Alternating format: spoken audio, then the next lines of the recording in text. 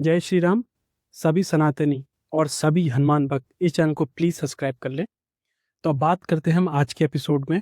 आज हम बात करेंगे एक और कहानी की जो हमें हमारे सब्सक्राइबर ने भेजी है और उन्होंने बोला है कि ये घटना उनके साथ सच में घटित हुई है। वो बताते हैं कि उनका एक भाई था, उनका एक छोटा भाई था जो अक्सर काफ़ी ब्रिलियंट था और वो काफ़ी ज़्यादा पढ़ाई में रहता था और वो काफ़ी ज़्यादा कॉम्पिटिटिव एग्ज़ाम्स की तैयारी करता था। आप जानते होंगे कि भारत में सरकारी नौकरी का क्रेज कैसा है। तो वो भी सरकारी नौकरी की तैयारी के लिए लगे रहता था, क्योंकि एक वही स्केल है जहाँ पे आदमी को थोड़ा इजीली इजीली तो नहीं, बहुत टफ तरीके से जॉब मिलती है और बट वहाँ पे सैलरी स्ट्रक्चर थोड़ा सही होता है।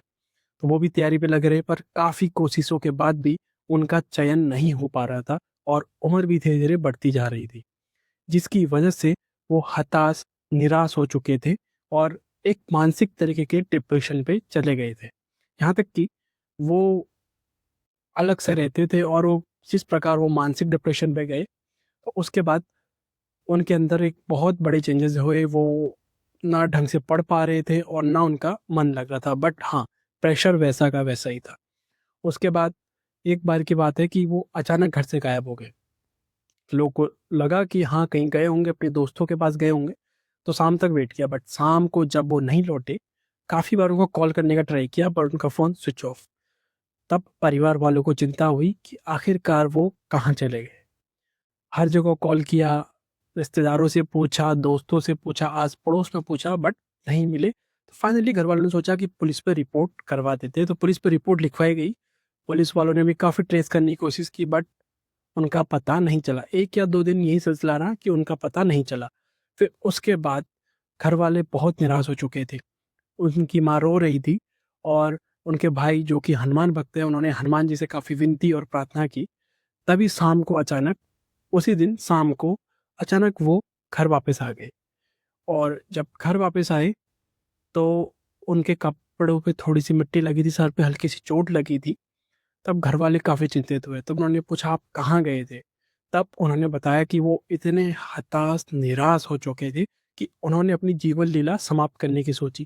तो इसीलिए वो बिना बताए किसी नदी के किनारे, उनके वहाँ एक नदी बहती थी, तो वो उसके किनारे चले गए और ऐसे स्थान था जहाँ पे कोई आता नहीं था। जनरली नदी का स्थान ऐसा होता है, काफ़ी सारे लोग आते हैं, टूरिस्ट स्पॉट होता है, बट वहाँ पे कोई आता नहीं था। वो एक जंगल का इलाका था और वहाँ पे शांत नदी थी। तो नदी के वहाँ और उन्हें तैरना आता नहीं था। तो उन्होंने काफ़ी देर सोचने के बाद नदी में छलांग लगा दी और जैसे ही वो डूबने लगे, अचानक एक व्यक्ति नदी में कूदता है और उन्हें बचाता है। और जब वो उनको बचाता है, तो वो उससे बोलते हैं कि आपने मुझे क्यों बचाया? तब व्यक्ति ने कहा, अक्सर मैं यहाँ नहीं आता हूँ, बट आज मेरा मन ट्रैकिंग पे था, तो मैं यहाँ पे आया और मैंने आपको देखा कि आप डूब रहे हैं, तो मैं आपको बचाने चला आया। संयोगवश वह व्यक्ति भी वहीं आ गया और उस व्यक्ति को भी तैरना आता था, जिसकी वजह से उनकी जान बच गई और साथ ही वो सकुशल घर वापस लौटे। और सबसे बड़ी बात तो ये है कि जब वो घर लौटे, उसके 1 महीने बाद उनका सरकारी नौकरी का एक जॉइनिंग लेटर भी आ गया था, जिसकी वजह से अभी वो रेलवे में कार्यरत हैं और साथ ही काफ़ी अच्छी तरीके से अपना जीवन यापन कर रहे हैं और उनके परिवार वाले इससे काफ़ी खुश हैं। और साथ ही इसी वजह से वो और उनकी पूरी फैमिली हनुमान जी की काफ़ी बड़ी भक्त है और इसीलिए वो हर साल कहीं न कहीं परिवार वालों के साथ हनुमान जी के मंदिर में जाते हैं। और हनुमान जी के भक्त ज़रूर लाइक, सब्सक्राइब करें और साथ ही कमेंट में लिखें जय श्री राम। जय श्री राम।